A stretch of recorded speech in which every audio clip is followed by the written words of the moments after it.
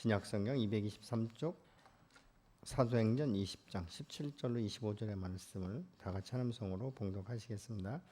바울이 밀레도에서 사람을 에베소로 보내어 교회 장로들을 정하니 오매 그들에게 말하되 아시아에 들어온 첫날부터 지금까지 내가 항상 여러분 가운데서 어떻게 행하였는지를 여러분도 아는 바니 곧 모든 겸손과 눈물이며 유대인의 관계로 말미암아 당한 시험을 참고 주를 섬긴 것과 유익한 것은 무엇이든지 공중 앞에서나 각 집에서나 꺼리낌 없이 여러분에게 전하여 가르치고 유대인과 헬라인들에게 하나님께 대한 회개와 우리 주 예수 그리스도께 대한 믿음을 증언한 것이라. 보라, 이제 나는 성령에 매여 예루살렘으로 가는데 거기서 무슨 일을 당하는지 알지 못하노라. 오직 성령이 각성에서 내게 증언하여 결박과 환난이 나를 기다린다 하시나 내가 달려갈 길과 주 예수께 받은 사명 곧 하나님의 은혜의 복음을 증언하는 일을 마치려 하면은 나의 생명조차 조금 더 귀한 것으로 여기지 아니하노라. 보라, 내가 여러분 중에 왕래하며 하나님 나라를 전파하였으나 이제는 여러분이 다 내 얼굴을 다시 보지 못할 줄 아노라. 아멘. 우리 송명섭 집사님, 예원이 이름이 함께 특별기도에 참석해서 예배드리게 하심을 감사합니다. 감사함을 드리셨습니다. 기도하시겠습니다. 하나님, 우리의 그 삶을 하나님 참으로 태초부터 지금까지 지켜주시고 하나님 붙들어 주시고 성령을 따라서 함께 살게 하신 것 감사하고, 오늘도 특별히 아이들과 함께 예배드려 하나님 앞에 감사하는 하나님 귀한 가정과 또 하나님 아이들과 함께 이 예배에 참여한 모든 가정들 위에 성령의 강력한 임재가 있게 하여 주셔서 저 아이들을 통해서 다음 세대에 기름 부음 받는 놀라운 역사가 있어지게 하시고, 하나님 오늘 또 참석한 우리 성도 한 사람 한 사람을 축복하시되 저들의 영혼이 잘된 같이 범사가 잘되며 강건한 역사가 일어날 수 있도록 도와주시기를 원합니다. 오늘도 말씀을 통해서 각 사람 앞에 나의 인생의 표대가 무엇인지, 내가 지금 어디로 가고 있는지를 다시 한번 돌아볼 수 있는 시간이 되게 하여 주옵소서. 그렇게 하시는 주님께 모든 것을 맡기며 전능하신 예수님의 이름으로 축복하고 기도하옵나이다. 아멘. 한 이제 의사가 이 환자를 보면서 깨달은 것이 하나가 있는데, 참 사람이 어떻게 보면 짐승보다 미련하다, 이걸 깨달았다는 거예요. 무슨 이야기인가 하면 이 짐승들은요, 음식을 먹을 때 80% 이상을 넘게 먹지 않는다는 것이에요. 근데 사람은 120%, 그러니까 100% 이상을 먹는다는 거죠. 어떤 사람은 배가 터져 죽겠다 이러면서 먹잖아요.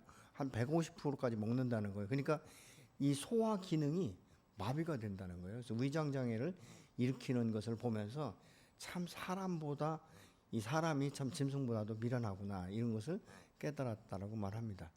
우리 일상 나그네 길을 살아갈 때 하나님께서 내게 주신 분량 이상을 내가 요구한다면 그 욕심이 될 것입니다. 탐욕과 탐심에 우리가 사로잡힐 수밖에 없는 것이죠. 그러니까 우리 인생을 바르게 살지 못하는 것이죠. 하나님이 우리를 창조하실 때는 여유 있게 살게 하셨어요. 좀 넉넉한 삶. 그 진리 안에서 너희를 자유케 하리라고 분명히 말씀하고 있지 않습니까? 그리고 우리 인생은요, 이상 살아가면서 좀 즐기는 이런 삶이 돼야 돼요. 날마다 한숨 푹푹 쉬고 인상 찡그리고 이렇게 살아갈 수 있도록 하나님 우리를 창조하지 않으신 것입니다. 그렇기 때문에 하나님은 우리에게 축복을 주시지 않습니까? 무엇입니까? 너 하나님의 사람. 이 하나님의 사람을 통해서 오늘도 하나님 당신의 영광을 나타내기를 원하시는 것이죠. 여러분, 사람이 인간이 인간답게 사는 것이 무엇입니까?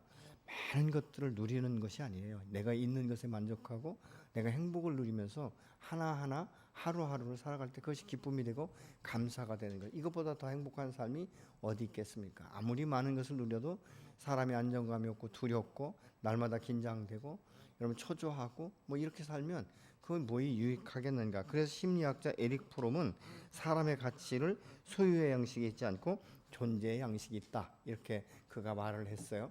그러면 소유의 양식이 뭐냐? 이 세상 가운데 눈에 보이는 것을 가장 인간의 그 존엄한 가치로 여긴다는 거예요. 그러니까 이 사람은 눈에 보이는 것 가지고 사람을 평가하고 판단하기 시작한다는 것이죠. 무슨 차를 탔는가, 어떤 집에 살고 있는가, 뭐 저 사람이 뭐 명품백을 갖고 다니는가, 아니면 뭐 짝퉁을 갖고 다니는가, 이런 것을 보고서 평가한다는 거예요. 근데 이게 소유거든요. 근데 사람의 행복은요, 소유에 넉넉함이 있지 않는 거예요. 그 영이 넉넉할 때, 그 영이 충만할 때 행복한 줄로 믿으시기 바랍니다. 그렇기 때문에 이 존재의 영역은 무엇이냐면 사명을 중시하는 거예요. 인생의 그 표대가 분명한 거예요. 내가 지금 무엇을 위해서 살아가는가. 그래서 표대가 정확하면요, 그 사람은 요동함이 없는 거예요. 그 길을 따라서 하루하루를 살아가는 것이고 하루하루를 만족해 가는 사람이 그렇기 때문에 무언가 성취할 수 있는 이런 이 목표가 있기 때문에 하루하루의 삶이 그 만족한 거예요. 그 기대감이 있는 것이죠. 이렇게 본다는 것이죠. 그런데 이 소유의 가치를 두는 사람은요, 항상 어떻게 사냐? 끌려다닌다는 거예요. 쫓겨다닌다는 것이죠. 그러면 어떻게 끌려가는가? 눈에 보이는 것을 잡기 위해서 계속적으로 따라가기만 한다는 것이죠. 그러니까 돈 벌기 위해서 돈에 끌려다니고, 사람의 환심을 사기 위해서 사람에 끌려다니고, 이렇게 하다 보니까 끌려다니는 삶, 그러니까 자기의 삶을 온전히 살아가지 못한다라고 말을 하고 있는 것이죠. 마치 호수의 종이배처럼 이 돛대도 없고 돛도 없는, 그래서 물결이 요동하는 대로만 흘러갈 수 있는 마치 빈 쭉정이와 같은 인생을 살아간다는 것이죠. 그러니까 날마다 어떤 삶이냐? 헉헉대는 삶이에요. 죽어라고 살지만 별로 남는 것이 없는 이런 삶을 산다는 것이죠. 그러면 쫓겨다니는 삶을 살아가는 사람은 누군가 굉장히 열심히 일한다는 거예요. 일 중독자처럼 일한다는 거예요. 이런 사람은 24시간이 부족할 만큼.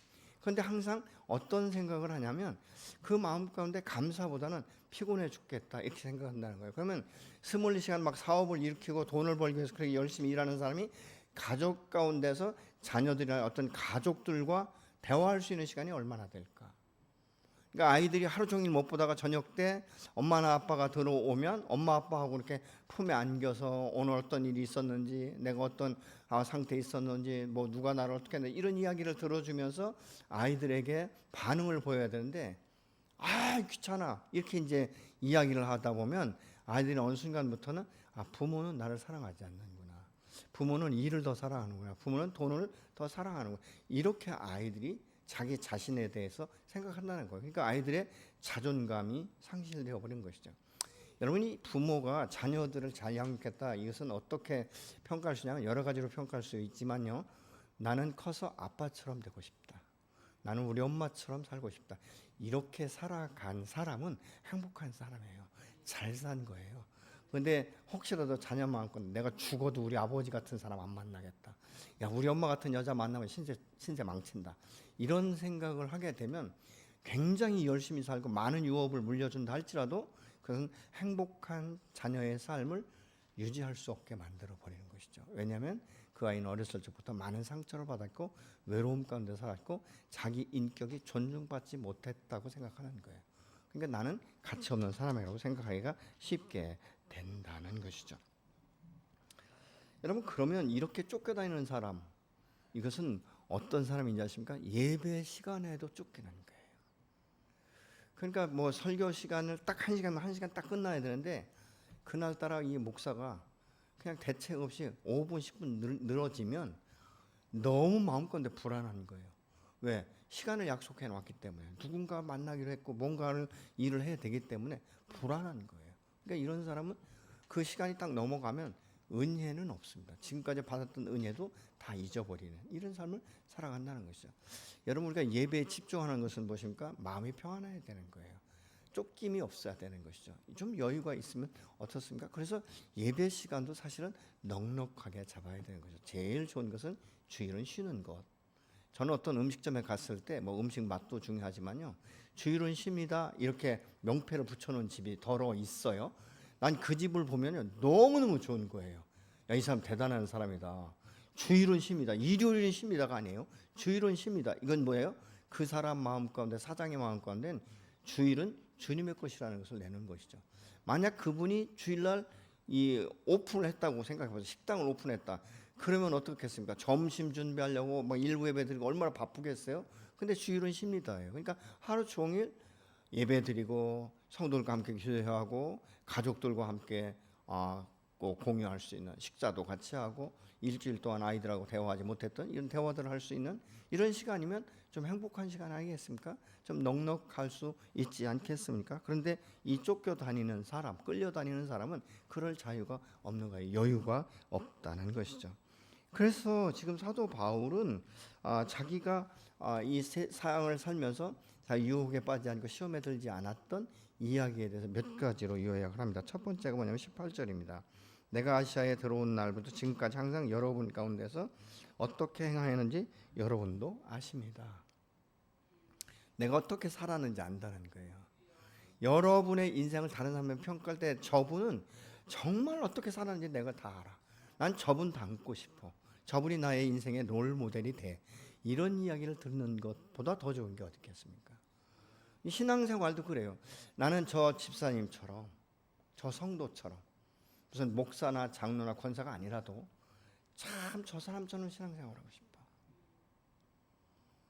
근데 신앙생활을 제대로 하는 게 뭐죠? 게으름이 없어야 돼요. 여러분, 우리가 세상에 살아도 게을러 빠지면 안 되는 거예요. 그러니까 항상 자녀들 게으름은 뭐죠? 너 그렇게 게을러 빠져가지고 공부 제대로 하겠냐? 너 그렇게 게을러 빠져가지고 밥은 먹고 살겠냐? 이런 이야기들을 하게 하는 거예요. 그러니까 사람은요, 사실 우리의 육체는요, 자꾸 게을러지는 것을 원해요. 피곤한 것을 원치 않습니다. 그러니까 10분 먼저 일어난 것보다 10분 늦게 일어나는 것을 더 좋아하고요. 밥은 안 먹어도 잠은 자고 싶다. 이런 생각들을 종종 하는 경우가 있는 것들을 우리가 보고 있지 않습니까? 그러니까 사도 바울은 그렇게 말을 하고 있는 거예요. 내가 에베소에 들어와서 나의 삶이 어떻게 살았는지 당신들이 다 알고 있지 않습니까? 나는 게으르거나 나태에 빠지지 않았습니다. 여러분, 신앙생활 제대로 하는 사람은요, 게으르지 않아요. 나태에 빠지지 않아요.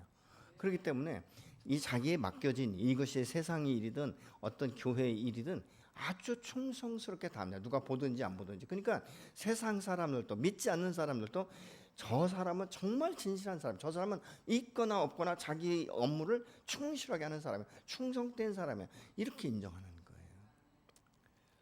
여러분, 아무리 큰 회사도 말이죠, 그 위에 있는 분들은 그 밑에 있는 직원들이 어떻게 사는지를 정확히 알고 있어요. 들어서도 알고 보아서도 알고. 이런 것들을 우리가 알 수 있게 되는 것이죠. 여러분의 삶은 어떻습니까? 다른 사람들이 여러분을 평가할 때 참 저분은 신실하다, 저분은 얼마나 성실한지 몰라, 이렇게 여러분 들으십니까? 그렇기 때문에 하나님의 사람, 하나님 앞에 부름받은 사람은 게으르다, 게을러 빠지다 이런 소리 들으면 안 돼요. 그러니까 빨리 빠르게 하고 해야 된다는 거죠. 19절은 어떻습니까? 나는 겸손과 눈물로 여러분을 섬겼습니다. 이렇게 말한 거예요. 겸손이라는 뭐는 보니까 교만하지 않았다는 것이죠. 내 주의가 높고 내 안에서 성령의 역사가 나타나도 나는 그것으로 인해서 스스로 높아진 적이 없습니다. 왜냐하면 그 모든 것의 출발지, 모든 것의 근원이 여호와께로부터 있는 것이 내게 있는 것이 아니기 때문에. 그래서 사도 바울은 굉장히 겸손으로 자기 허리를 동이고 살아간 사람인 것을 우리가 알 수 있게 된 것이죠.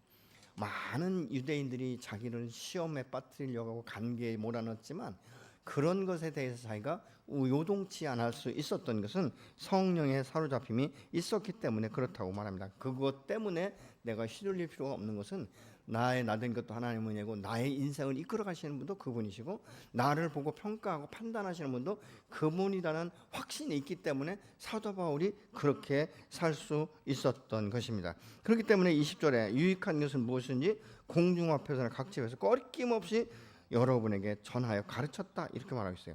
여러분, 두려움이 이 두려움의 시험을 이 바울이 이겼다는 거예요. 근데 사람이 위축되는 게 뭐죠? 두려움이에요. 사람이 두려움이 오면요, 사실은 움직일 수도 없고 생각도 제대로 나지 않아요. 그래서 사람은 이 두려움은 사람을 굉장히 힘들게 만들어 버리는 이런 것들을 우리가 볼 수 있다. 심리적으로 굉장히 위축되는 이런 상태를 볼 수 있거든요. 사도 바울이 여기서 말하고 있는 건 꺼리낌이 없다. 나는 하나님 앞에서나 여러분 앞에서 꺼리낌이 없는 삶을 살았습니다, 이렇게 말하는 거예요. 여러분은 어떻습니까? 여러분의 인생을 볼 때 나는 정말 어디에 내놔도 누가 나를 본다 할지라도 나는 꺼리낌이 없다. 근데 사람보다도 더한 것이 하나님이잖아요. 나는 하나님 앞에서도 꺼리낌 없이 살아간다. 물론 내가 실수할 수도 있고 나도 모르게 죄를 범할 수도 있지만 꺼리낌이 없는 삶을 나는 살고 있는가. 여러분 어떻습니까? 여러분 가족 가운데서 가족을 만날 때 꺼리낌이 없으십니까? 꺼리낌이 없어야 돼요. 당당하셔야 됩니다. 제가 목회를 하고 담임 목회를 하고 있지만 저는 여러 가지 부족한 사람이에요. 근데 제가 딱 한 두 가지를 제가 생각하면서 이것을 끝까지 지키려고 하는 게 뭐냐면 재정에 대한 원칙이에요. 내가 담임 목사지만 교회 재정에 대해서는 꺼리낌 없이 내가 살고 싶다. 두 번째, 여자에 대한 문제입니다. 내가 어떤 경우를 할지라도 여인 때문에 내 목회를 망칠 수 없다. 이런 하나의 이것이 한 두 가지가 저의 목회, 뭐 다른 것도 뭐 많이 있지만, 그렇지만 또 저의 연약함도 많아요. 그럼에도 불구하고 이 부분은 제가 만날 동안 하나님 앞에 기도하면서 지금까지 그 원칙으로 삼고 살아가고 있습니다. 여러분은 어떻습니까? 꺼리낌이 없는 삶을 지금도 살고 계십니까? 사람이 양심의 화인 맞지 않으면요, 뭔가 자기가 죄를 짓거나 뭔가 사람에게 거짓을 말하거나 뭔가 하면 굉장히 꺼리낌이 생겨요. 이거 누가 알면 안 되는데 쉬쉬하고 비밀로 말하는 이런 것들이 있는 것들을 우리가 보고 있는 것이죠. 21절에 뭐라 합니까? 유대인과 헬라인들에게 하나님에 대한 회개와 우리 주 예수 그리스도에 대한 믿음을 증언했다라고 말하고 있어요. 여러분, 복음은 그렇기 때문에 복음을 증거할 때 위축되는 것이 아니에요. 여러분, 우리가 오늘날 많은 이 성도들도 말이죠, 축복받는 설교를 원합니다. 나는 당신은 이렇게 해서 하나님의 축복하시고, 이게 축복받는 걸 원하거든요. 근데 당신 회개해야 돼. 그거 죄야. 이 죄와 회개에 대해서 지적하면요, 얼마나 썰렁한지 모릅니다. 어떤 경우는 아멘도 안 하잖아요. 예.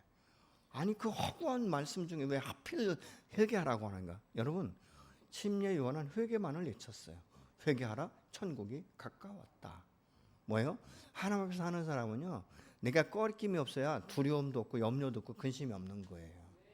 내가 사나 죽으나 주의 것이라는 것은 입술만이 아니에요. 내 삶 자체가 그렇게 되도록 노력하는 것이죠. 계속적으로 의지를 드려야 되는 것 아니겠습니까? 그렇기 때문에 이 사도 바울은 그렇게 말하고 있는 거예요. 회개하라. 자기 회개를, 그럼 강단에서 회개가 선포되지 않으면 누가 나에게 회개하라는 말을 할 수 있겠냐는 거예요. 그렇지 않습니까, 여러분? 강단에서나 제가 이를 강단에 내려갔을 때 당신 그건 잘못한 거야, 회개해야 돼, 이러면 더 힘들지 않겠어요? 그러니까 이런 그 부분들을 우리가 봐야 된다는 것이죠. 그러니까 저도 사실은 회개에 대한 설교를 할 때 제 자신에게도 이걸 비춰보는 거예요. 나는 하나님 앞에 회개할 것이 없는가. 근데 어느 날은 보면요, 수도 없이 많아요. 수도 없이 해도 많아요. 그러니까 이 회개라는 말은요, 아주 듣는 것이 굉장히 불편해요. 때로는 불쾌해요. 듣기 싫은 거예요. 근데 당신은 하나님이 이렇게 축복하실 거예요. 당신의 자녀들은 어떻게 될 거예요. 장래는 어떻게 될 거예요. 이 말을 하면 아멘이 굉장히 크게 나오거든요. 근데 여러분, 이 복을 받기 위해서는 회개가 먼저 돼야 되는 거예요. 내가 구원받기 위해서는 회개가 먼저지, 하나님의 축복을 언약하셨기 때문에, 나의 영원한 생명을 주신다고 약속하셨기 때문에 내가 하나님의 자녀가 된 건 아니지 않습니까? 내가 죄인인 것을 깨닫고 회개를 통해서 내가 하나님의 자녀가 되었고, 신분과 권세가 바뀌고 세계관과 정체성과 가치관이 바뀌면서 하나님의 사람답게 살려고 몸부림치다 보니까 하나님께서 내게 주시고자 하는 모든 축복들을 주시기 위해서 그 문을 열고 계신 줄로 믿으시기 바랍니다. 그래서 이 사도 바울은 그러면 어떻게 이렇게 살 수 있었는가? 그 사람은 우리가 똑같은 성장이 같은 사람이에요. 그 사람도 육체가 있었고, 그 사람도 과거에는 명예나 어떤 권세나 이런 것들에 대해 굉장히 심취했던 사람이에요. 자기가 얼마나 높은 것에 대한 노력했던 사람이에요. 그런데 성령에 사로잡혔다. 성령에 사로잡혔다는 성령의 포로가 되었다, 이런 의미거든요. 성령에 사로잡히다 보니까 내가 인간적으로 이 세상적으로 탐심과 탐욕을 취할 수가 없는 거예요. 왜? 성령이 내 안에서 역사하기 때문에. 그러니까 이 사도 바울은 정말 성령이 주신 능력과 그것으로 인해 내가 담력을 얻었다라고 지금 말하고 있거든요. 때로는 인간적인 마음이 들어서 두려워하고 또 힘이 떨기도 했고 또 고뇌에 빠질 때도 있었지만 성령께서 자기를 다시 일으켜 주셨다는 거예요. 성령의 역사심을 따라서 내가 다시 한번 새 힘을 얻게 되었다. 그렇기 때문에 내가 뒤로 물러서 아주 침륜에 빠지지 않고, 그럼에도 불구하고 하나님의 그 부르심의 상급의 면류관을 위해서 한 걸음 한 걸음 나갈 수 있었다고 지금 바울은 고백하고 있는 것입니다. 그런 자신의 이 가문과 출생배경, 학문 등에 얽매이지 않고, 자신의 명예나 육체의 정욕에도 얽매이지 않고 오직 성령에 붙들려서 살아갔다라고 말하고 있지 않습니까? 그러면 성령에 사로잡혀서 함께 동행하는 사람 어떤 사람인가? 하나님 음성을 듣는 사람이에요. 하나님과 소통이 되는 사람이에요. 여러분, 기도가 그건 성령 하나님과 소통하는 겁니다. 기도를 통해서 소통하고 있지 않습니까? 기도는 이 우리의 호흡과 같은 것이라고 말을 해요. 사람이 숨을 못 쉬면 죽는 거예요. 그렇지 않습니까? 여러분 숨을 몇 분 정도 참으실 수 있겠습니까? 한 10분 참으실 수 있겠어요? 근데 이 그 수중에 잠수하시는 분들은 대개 5분 정도까지도 참더라고요. 그는 하루아침에 된 게 아니에요. 계속적으로 반복적인 훈련을 통해서 그렇게 된 것 아니겠습니까? 우리가 하나님의 음성을 듣고 하나님과 함께 성령의 이 교제 가운데 있는 것은요, 어느 한순간에 되지 않아요. 그래서 우리가 기도가 되지 않고 이렇게 되면 이게 이제 그 마음 가운데 우리가 살아갈 때 영적으로 깨어 있지 않으면요, 이 근심과 두려움이 오면 뭐가 막히는지 아십니까? 이 호흡이 막히는 것 같아요. 다시 말하면 기도가 안 되는 거예요. 때로는 1시간, 2시간 막 의지를 앉아 있어도요, 자꾸 기도가 맴돌고 중언부언하게 되는 거예요. 집중력이 떨어지기 시작하는 거예요. 여러분 어떻습니까? 한 번도 여러분 그런 적이 없으신가요? 나는 기도하려고 앉기만 하면 술술술 막 기도가 청산유수처럼 나온다. 그리고 나는 기도할 때마다 하나님의 음성을 듣기 때문에 나는 정말 아주 굉장히 충만하다, 막힘이 없다, 이런 분 계십니까? 우리는 때로는요, 사람이 마음 가운데 근심과 두려움과 현실적으로 어려워지면 기도가 막힐 수가 있어요. 근데 이것은 잠시예요. 그럼에도 불구하고 주님 앞에 나가, 주님, 제가 기도할 수 없습니다. 내가 당신 앞에 기도할 수 있는 기력조차도 없고 그런 생각도 없고 그런 의지도 없습니다. 그러나 하나님, 내가 이 시간 당신 앞에 머물러 있기를 소망합니다. 주님, 내 영혼을 소성시켜 주십시오. 나를 돌아봐 주십시오. 그렇게 그 주님 앞에 머물러 있으면 한참 시간이 되면 아무 소리 하지 않아도 나도 모르게 내 마음 가운데 눈물이 나기 시작해요. 무엇입니까? 하나님께서 내 그 고통과 말할 수 없는 탄식과 그 고민을 알기 때문에 하나님께서 나도 모르게 영적으로 터치하기 시작하는 거예요. 그러니까 마음에 울림이 있는 거예요. 그러니까 울림이 있으니까 나도 모르게 감동이 되는 거죠. 눈물이 흐르기 시작해요. 눈물이 난다고 기도가 됩니까? 아니에요. 기도가 되지 않아요. 그런데 어느 순간부터 눈물을 흘리면서 이런 고백이 나옵니다. 하나님 감사합니다. 하나님 고맙습니다. 내가 당신 앞에 내 탄식의 소리를 올려 드릴 수도 없고 기도할 수도 없지만 당신께서 나의 마음에 감동을 주셔서 감사합니다. 이러면서부터 기도가 풀어지기 시작해요. 기도가 시작되게 해요. 되는 거예요. 다른 사람과 관계가 묶임이 있을 때 그를 용서할 수 있는 마음이 생기는 거예요. 이게 선포가 되어지기 시작하는 것이죠. 그래서 다시 풀어지는 이런 것들을 우리가 보게 되는 것이죠. 내가 누구를 미워하든지 누구를 시기하든지 질투하게 되면 첫째로 막히는 게 기도예요. 기도가 막히는 거예요. 여러분, 내가 사람을, 그 사람이 내게 잘못했을 때 누가 그 사람과의 관계를 묵습니까? 그 사람이 나와의 관계를 묵습니까? 내가 묵는 거예요. 내가 다시는 너 같은 놈하고 관계 하나 봐라. 내가 앞으로 너를 상종하고 너하고 대화하고 옛날처럼 돌아가면 난 사람도 아니다. 이렇게 스스로 묶어버리는 거예요. 그러면 관계가 묶이면요, 그 사람이 답답한 게 아니라 내가 답답한 거예요. 여러분, 내게 상처 준 사람은요, 상처 준 줄도 몰라요. 그러니까 상처 받은 사람은 그걸 기억하는데 상처를 준 사람은 뭘 그까짓 거 갖고 그러냐, 나중에 이렇게 얘기하거든요. 이런 그 부분들을 우리가 볼 수 있는 거예요. 그러니까 그 사람은 내가 상처받은 줄도 모르는데 이걸 묻고 있는 것이 얼마나 힘든지. 제가 이렇게 그 전에 경험했을 때 내가 너무 억울하고 너무 힘드니까요, 기도할 때 그 사람에 대해서는 용서가 되지 않고 그 사람에 대해서 기도가 안 되더라고요. 근데 어떤 현상이 일어나면요, 앉기만 하고 내 말을 들어줄 사람만 있으면 계속 그 얘기를 하는 거예요. 내가 그 인간 때문에 얼마나 힘들었는지, 얼마나 고통스러웠는지.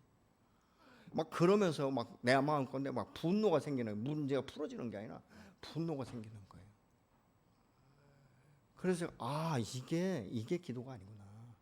이거 내가 이 사람과의 관계 가운데 내가 묻고 있구나. 그렇다고 내가 가서 막 용서했다고 하고 이러라는 얘기는 아니에요. 어떤 데 가보면요, 전혀 딴 이야기를 할 때가 있어요. 그러니까 내가 스스로를 그 사람에 대해서 묶이지 않기 위해서 내가 그걸 묶지 않는 거예요.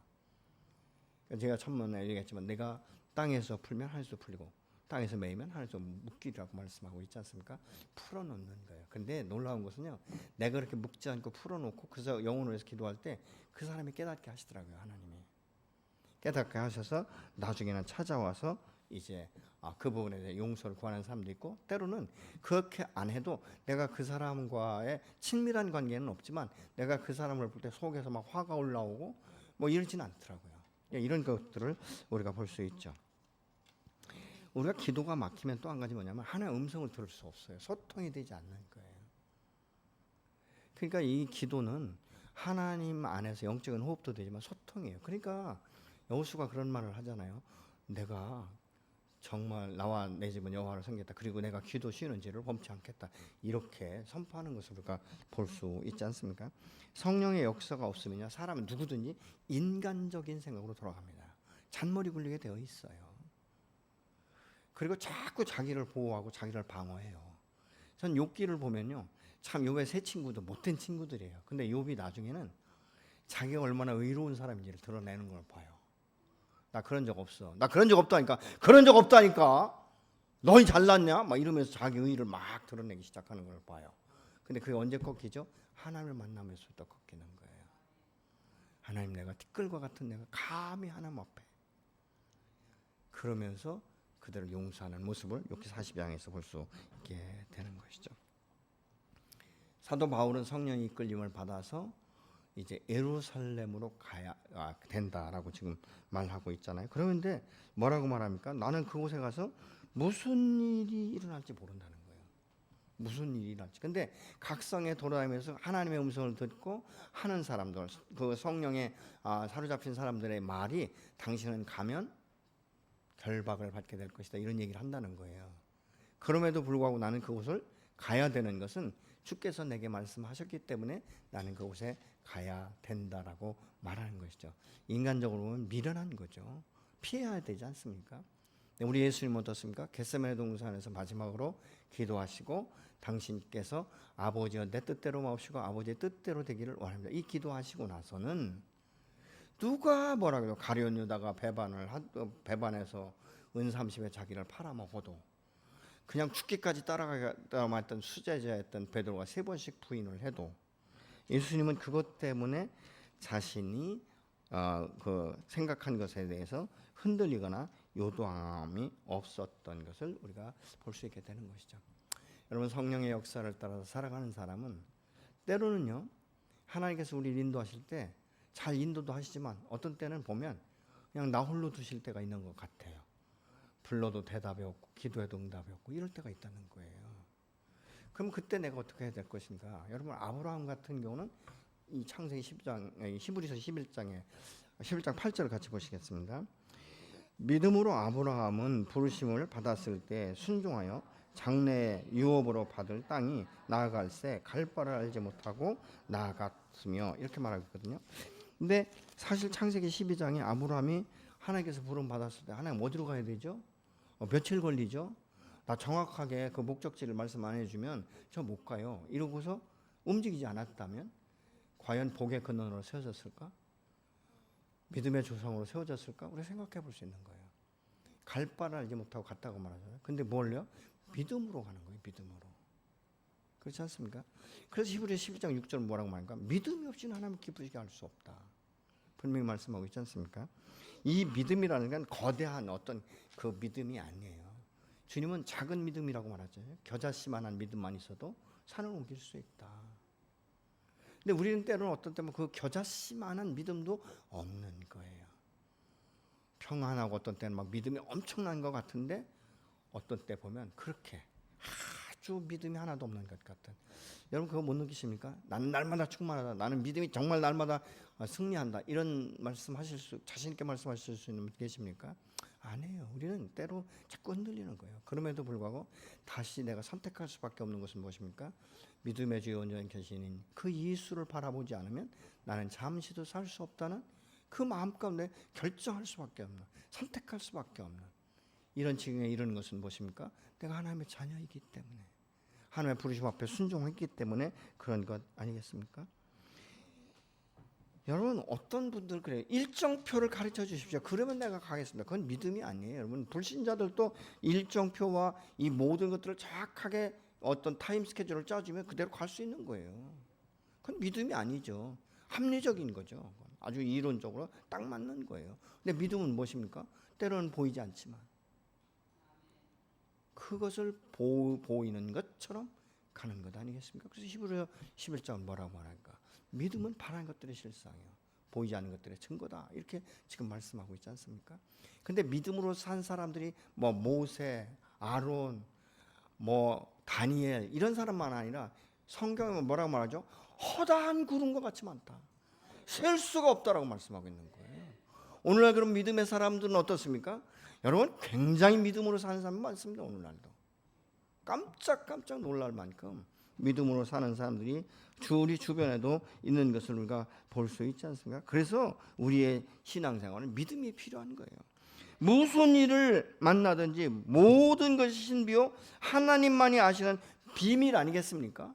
내 인생 전체를 아는 분 계십니까? 나 내일 어떻게 될 거야? 내가 내일은 어떻게 살 거야? 내일은 내가 누구를 만날 거야? 그 사람이 나에게 축복할 거야? 여러분, 이렇게 아주 계획적으로 사시는 분 계십니까? 내일 일은 아무도 몰라요. 안희숙 여사님이 그 만났을 때 간증하는데 그런 말씀하시더라고요. 자기가 일제 감옥에 들어갔는데 내일 일은 기약할 수 없었다는 거예요. 그래가지고 막 이게 영양실조가 되니까 막 머리카락 빠지고 손톱 빠지고 발톱 빠지고 몸은 뚱뚱 붓고, 그런데도 내일 일은 내가 모르기 때문에 그날을 그 감방에 있는 다른 제소자들을 위해서 자기 밥을 반씩 띄워주고 또 4등분해서 먹기도 하고 그랬다는 거예요. 근데 하나님께서 기적적으로 자기를 살리셨다. 그래서 오늘날 내가 이렇게 간증할 수 있었다, 책을 쓸 수 있었다, 그런 고백을 하시는 것을 볼 수 있었습니다.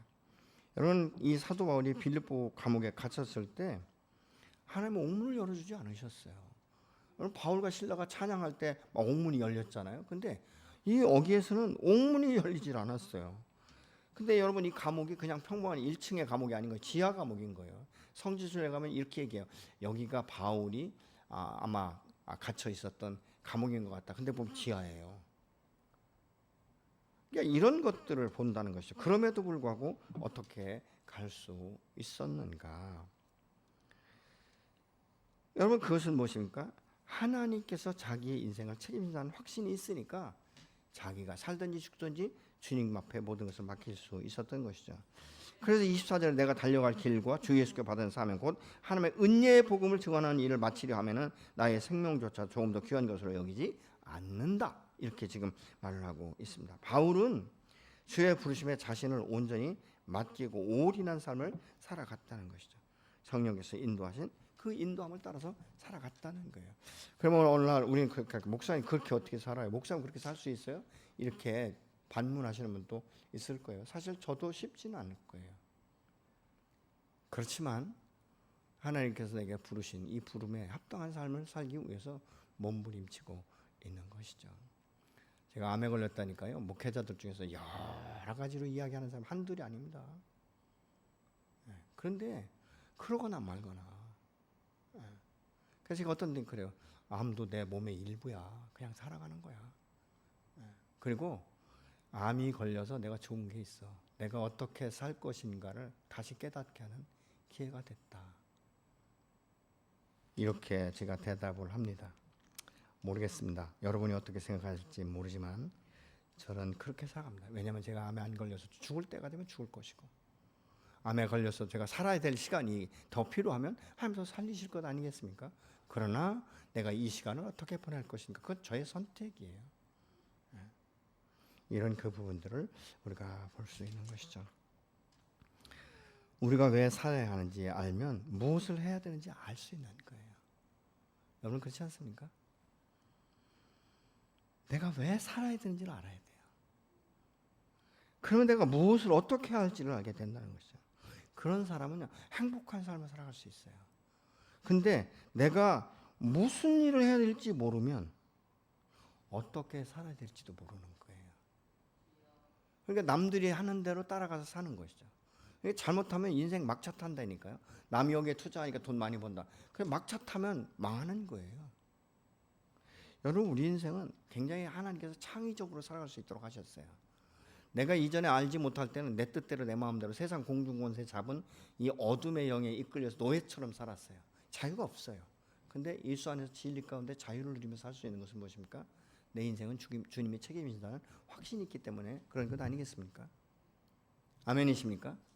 여러분, 우리의 인생은 내가 아무리 계획적으로 짠다 할지라도 하나님이 인정하지 않으시면 그 계획은 다 수포로 돌아가는 거예요.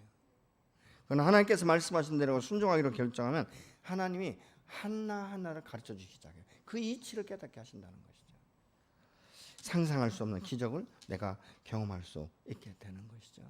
그리고 하나님께서 부르셨으면 그 부르심에 합당한 그 길을 갈 수 있도록 저와 여러분을 붙드시고 지도하시는 줄로 믿으시기 바랍니다. 그렇기 때문에 우리가 이 세상 살아갈 때 엎드러져도 아주 넘어지지 않는 것은 주께서 그때도 나와 함께 하시기 때문에 나를 붙들어 일으켜 주시기 때문인 줄로 믿으시기 바랍니다. 여러분, 그렇기 때문에 나는 주님의 손을 언제든지 놓을 수 있어요. 왜요? 우리는 연약하기 때문에. 근데 하나님께서는 늘 나를 붙들고 계시다는 것이죠. 제가 우리가 침례 그 준비 공부를 할 때 제가 꼭 하나 하는 게 있죠. 주님이 나를 어떻게 붙들고 계신지. 그래서 요한복음에 보면 어떻게 말하죠? 내 손에서 아무도 너를 빼앗을 자가 없다라고 말씀하고 있는 거예요. 우리는 이 세상 살아갈 때 참 많은 유혹을 받아요. 그렇기 때문에 주님이 나를 붙들고 계시지만 나는 수시로 노는 거예요. 근데 놓으면 하나님 어떻게 하죠? 막 흔들어가지고 다시 붙들 수밖에 없게 만드는 거예요. 그게 축복인 줄로 믿으시기 바랍니다. 이건 누구에게? 깨어있는 사람에게만 그게 통하는 거예요. 근데 영적으로 잠자고 영적으로 막 그 수면 깊이 들어간 사람은요, 흔들어도 일어날 줄도 몰라요. 그래서 우리는 예수 안에서 늘 깨어있는 삶이 저 여러분의 삶이 돼야 될 줄로 믿습니다. 나는 예수 안에서 예수의 보혈로 예수의 생명의 피값으로 거듭난 후에는 세상 공중 권세 잡은 자가 나의 더 이상의 주인이 아니에요. 그래서 그 어둠에서 나는 빛으로 왔기 때문에 빛 안에서 살아가는 정말 생명력 있는, 활력 있는, 능력 있는 이런 삶을 살아가게 되는 것이죠. 그래서 여러분은 예수 믿고 거듭난 권세를 누리는 삶을 살아갈 수 있는 줄로 믿으시기 바랍니다. 왜요? 주님이 내 편이고 그분이 내 아버지시고 내가 군굽에 빠졌을 때 나를 건지실 분이시고 나의 목자가 되시기 때문에 그런 줄로 믿으시기 바랍니다. 여러분의 참 목자신 그분께서 여러분 질문해 보세요. 내가 무엇을 하며 살아야 됩니까? 그러면 주님 분명히 말씀하세요. 우리는 부르심을 따라 사는 거예요. 아멘이십니까? 그래서 우리가 주님과 함께 살아갈 때 내가 어떤 일을 만나든지 그것 때문에 이 동요됨이 없는 저와 여러분이 되시기를 예수 이름으로 축복합니다.